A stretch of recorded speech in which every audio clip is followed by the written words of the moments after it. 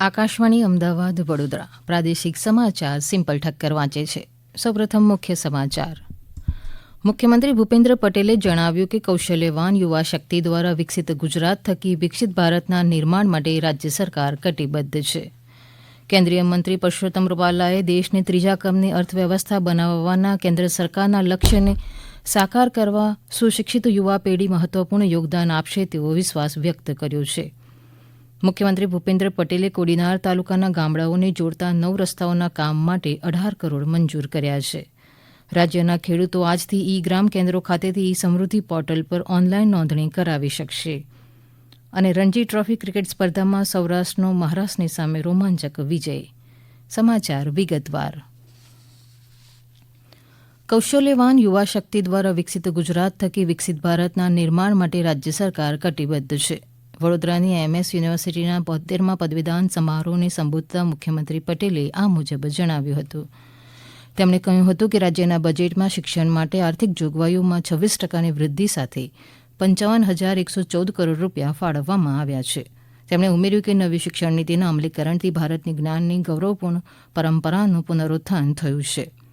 તેમણે યુનિવર્સિટીમાંથી મેળવેલા જ્ઞાન થકી છાત્રોને સમસ્યાઓના સમાધાન શોધવા રોજગારી સર્જનમાં મદદરૂપ બનવા આહવાન કર્યું. દેશના મુખ્ય ન્યાયમૂર્તિ ડોક્ટર ડીવાય ચંદ્રચૂડ આ પ્રસંગે વર્ચ્યુઅલી ઉપસ્થિત રહ્યા હતા. શ્રી ચંદ્રચૂડે સમાજમાં ગુણાત્મક પરિવર્તન માટે શિક્ષણ સંસ્થાઓની ભૂમિકા અને મહત્તા અંગે વાત કરી હતી. આ સમારોહમાં 345 વિદ્યાર્થીઓને સુવર્ણચંદ્રકો એનાયત કરાયા હતા. કુલ 13,599 વિદ્યાર્થીઓને ડિગ્રી પ્રદાન કરી હતી.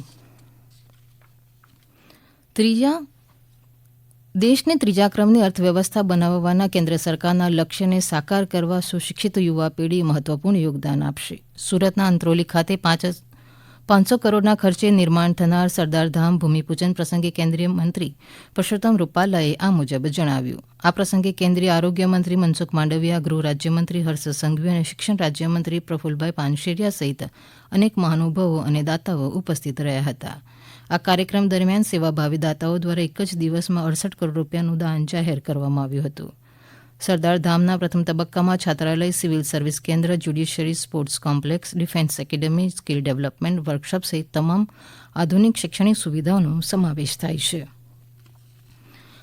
આ પ્રસંગે કેન્દ્રીય આરોગ્ય મંત્રીએ જણાવ્યું કે દક્ષિણ ગુજરાતને આવરી લેતા સરદાર ધામ થકી યુવા પેઢી સમાજ અને દેશનું ભાવિ ઘડાશે. રાષ્ટ્ર માટે સરદાર પટેલના પ્રદાનને યાદ કરતા કેન્દ્રીય મંત્રીએ જણાવ્યું કે ગુજરાત સરદાર પટેલના વારસાને આગળ વધારી રહ્યું છે.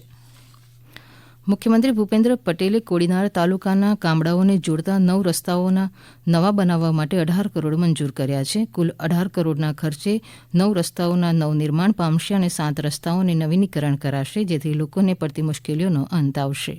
અમારા જૂનાગઢ જિલ્લાના પ્રતિનિધિ રાજેશ ભજગુતરના જણાવ્યા અનુસાર કોડીનારના નવા ચૂંટાયેલા ધારાસભ્ય ડોક્ટર પ્રદ્યુમન વાજાની કરેલી રજૂઆતના પગલે રાજ્ય સરકારે આ ગ્રાન્ટ મંજૂર કરી છે.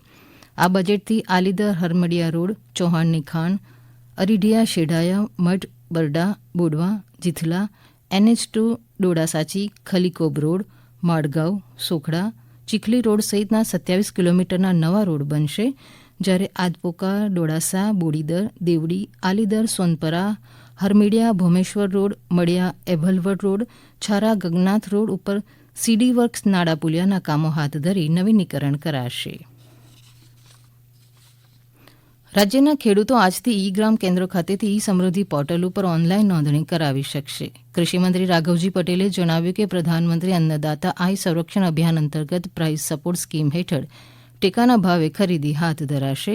તેમણે ઉમેર્યું કે રાજ્ય સરકાર તુવેરની 7,000 રૂપિયા પ્રતિ ક્વિન્ટલ, ચણાની 5,440 રૂપિયા પ્રતિ ક્વિન્ટલ અને રાયડાની 5,650 રૂપિયા પ્રતિ ક્વિન્ટલના ભાવે ખરીદી કરશે.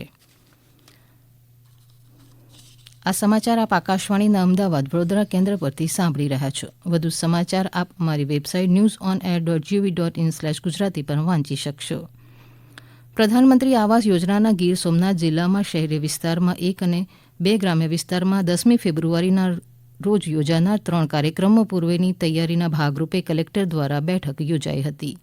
અમારા જૂનાગઢ જિલ્લાના પ્રતિનિધિ રાજેશ ભજગુતરના જણાવ્યા અનુસાર બનાસકાંઠા જિલ્લામાં મુખ્યમંત્રીની ઉપસ્થિતિમાં યોજાનાર આ કાર્યક્રમમાં પ્રધાનમંત્રી આવાસ યોજનાના લાભાર્થીઓ સાથે વર્ચ્યુઅલ સંવાદ પણ કરવાના છે, જે અંતર્ગત રાજ્યની તમામ 182 વિધાનસભા વિસ્તારમાં આયોજિત કાર્યક્રમમાં જે તે જિલ્લાના લોકો સહભાગી થશે. પ્રધાનમંત્રી નરેન્દ્ર મોદી આગામી 10મી ફેબ્રુઆરીના રોજ રાજ્યવ્યાપી પ્રધાનમંત્રી આવાસ યોજના માટેના યોજાનાર કાર્યક્રમમાં વર્ચ્યુઅલ સંબોધન કરવાના છે. છોટાઉદેપુર જિલ્લાના લોકસભાના સાંસદ ગીતાબેન રાઠવા દ્વારા કેન્દ્ર અને રાજ્ય સરકારના બજેટને લઈને પ્રેસ કોન્ફરન્સ યોજી બજેટમાં લેવાયેલા નિર્ણયોથી આદિવાસી વિસ્તારને થનાર વિવિધ લાભો અંગે લોકોને માહિતગાર કર્યા હતા. અમારા છોટાઉદેપુર જિલ્લાના પ્રતિનિધિ રાજેશ રાઠવાના જણાવ્યા અનુસાર સરકારની મહિલાઓને લગતી યોજનાઓ, જેમાં લખપતિ દીદી બનાવવા માટે સરકારે વધુ 1 કરોડની ફાળવણી કરી હોવાની બજેટમાં સમાવેશ કર્યો છે, તેની જાણકારી આપવામાં આવી હતી. તે ઉપરાંત ગીતાબેને જણાવ્યું કે મહિલા અને દીકરીઓમાં જે સર્વાઇવલ કેન્સરથી પીડિત છે તેને માટે સારવાર અને તેને અટકાવવા માટે રસીકરણ ઝુંબેશ ચલાવવામાં આવશે, તેમ તેમણે ઉમેર્યું હતું.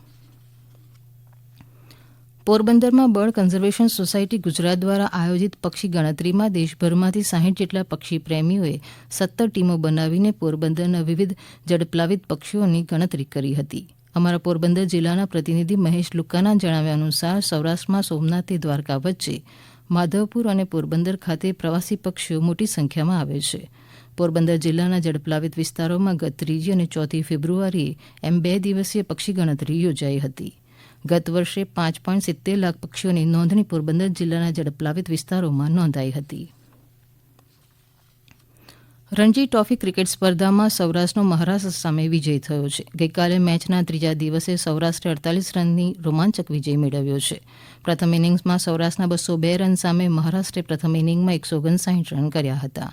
બીજી ઇનિંગમાં સૌરાષ્ટ્રે 169 રને ઓલ આઉટ થતાં મહારાષ્ટ્રને 213 રનનો લક્ષ્યાંક મળ્યો હતો, જેની સામે મહારાષ્ટ્રે 164 રનમાં જ ઓલ આઉટ થયું હતું. પાર્થ ભૂતે 44 રન આપી 7 વિકેટ ઝડપી હતી. ધર્મેન્દ્રસિંહ જાડેજાને પ્લેયર ઓફ ધ મેચનો પુરસ્કાર અપાયો હતો. અન્ય મેચોમાં ગુજરાતનો ત્રિપુરા સામે પરાજય થયો હતો, જ્યારે બરોડા દિલ્હી વચ્ચેની મેચમાં બરોડાએ પ્રથમ ઇનિંગમાં કરેલા 435 રનની સામે દિલ્હીએ જ 4 વિકેટે 113 રન કર્યા છે. રાજ્યની તસનીમ મીરે ફ્રઝ ઇન્ટરનેશનલ બેડમિન્ટન સ્પર્ધામાં રજત ચંદ્રક જીત્યો છે.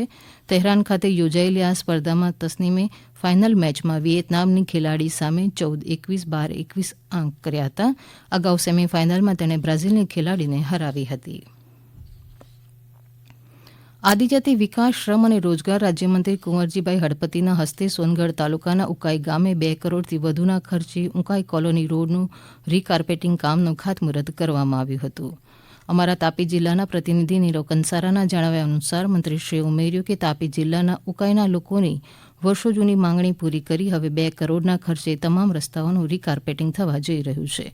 મંત્રીશ્રીએ વધુમાં જણાવ્યું કે આગામી સમયમાં વીજળી અને પાણીને લગતા અન્ય પ્રશ્નો પણ વહેલી તકે નિકાલ કરવામાં આવશે અને ઉકાઈ ખાતે મંદિરની સાફ સફાઈ કરી સ્વચ્છતા જાળવવાનો આગ્રહ પણ તેઓએ લોકોને કર્યો હતો. મંત્રીશ્રીએ વિકાસકામો પૂરું થવાની મોદીજીની ગેરંટી એટલે કુંવરજીની પણ ગેરંટી એમ ઉમેરી રોડના એન્જિનિયર સહિત કોન્ટ્રાક્ટરોને કામમાં ગુણવત્તા જાળવી રાખવા અને ઝડપી કામગીરી પૂર્ણ કરવા ટકોર કરી હતી. જૂનાગઢના ગિરનાર પર્વત ઉપર ગઈકાલે 16મી રાષ્ટ્રીય કક્ષાની ગિરનાર આરોહણ અવરોહણ સ્પર્ધા યોજાઈ. આ સ્પર્ધામાં અલગ અલગ 9 રાજ્યોના 509 સ્પર્ધકોએ ભાગ લીધો હતો. બહેનો માટે માળી પરબ શિખર સુધીના 2200 પગથિયાની સ્પર્ધામાં ઉત્તર પ્રદેશની તામસીસિંહ વિજેતા બન્યા હતા, જ્યારે જુનિયર વિભાગમાં જૂનાગઢની ગરેજા જશુબેન રાજ્યકક્ષાની જેમ જ પ્રથમ સ્થાન જાળવી રાખ્યું હતું. વિજેતા સ્પર્ધકોને રાજ્ય સરકાર તરફથી કુલ 19 લાખ રૂપિયાના ઇનામો આપવામાં આવ્યા હતા. ખેલ મહાકુંભ 2.0 અંતર્ગત પોરબંદર જિલ્લાની ચોપાટી ખાતે જિલ્લા કક્ષાની સ્કેટિંગ સ્પર્ધા યોજાઈ હતી, જેમાં મોટી સંખ્યામાં સ્પર્ધકોએ ઉત્સાહભેર ભાગ લીધો હતો. અંતમાં મુખ્ય સમાચાર. મુખ્યમંત્રી ભૂપેન્દ્ર પટેલે જણાવ્યું કે કૌશલ્યવાન યુવા શક્તિ દ્વારા વિકસિત ગુજરાત થકી વિકસિત ભારતના નિર્માણ માટે રાજ્ય સરકાર કટિબદ્ધ છે. કેન્દ્રીય મંત્રી પરસોત્તમ રૂપાલાએ દેશને 3જા ક્રમની અર્થવ્યવસ્થા બનાવવાના કેન્દ્ર સરકારના લક્ષ્યને સાકાર કરવામાં સુશિક્ષિત યુવા પેઢી મહત્વપૂર્ણ યોગદાન આપશે તેવો વિશ્વાસ વ્યક્ત કર્યો છે. મુખ્યમંત્રી ભૂપેન્દ્ર પટેલે કોડીનાર તાલુકાના ગામડાઓને જોડતા 9 રસ્તાઓના કામ માટે 18 કરોડ મંજૂર કર્યા છે. રાજ્યના ખેડૂતો આજથી ઈ ગ્રામ કેન્દ્રો ખાતેથી ઈ સમૃદ્ધિ પોર્ટલ ઉપર ઓનલાઈન નોંધણી કરાવી શકશે અને રણજી ટ્રોફી ક્રિકેટ સ્પર્ધામાં સૌરાષ્ટ્રનો મહારાષ્ટ્ર સામે રોમાંચક વિજય. આકાશવાણીના અમદાવાદ વડોદરા કેન્દ્ર પરથી પ્રાદેશિક સમાચાર પૂરા થયા. છે.